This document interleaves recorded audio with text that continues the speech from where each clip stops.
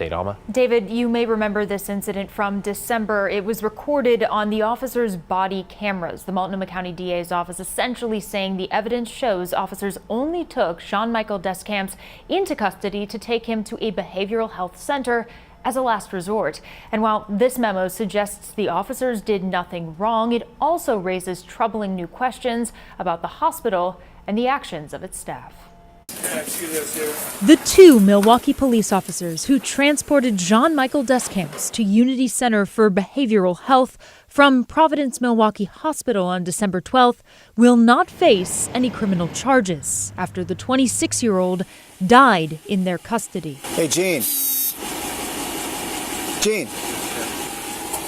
He doesn't look at me. Multnomah County prosecutors finding no evidence those officers committed a crime, calling DesCamp's death a medical event only. The medical examiner stating DesCamp died from an overdose with contributing natural causes. Trying to take him back into the hospital. They refused care. In the same memo, the prosecutor details how DesCamp was first brought to the hospital by ambulance earlier that evening, after Clackamas County deputies responded to a MAX station.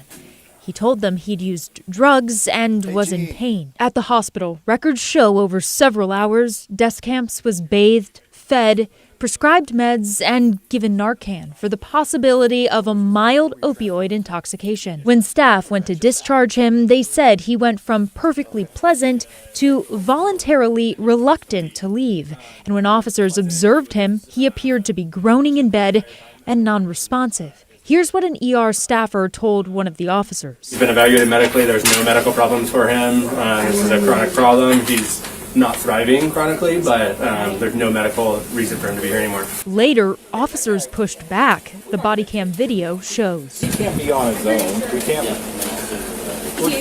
Huh?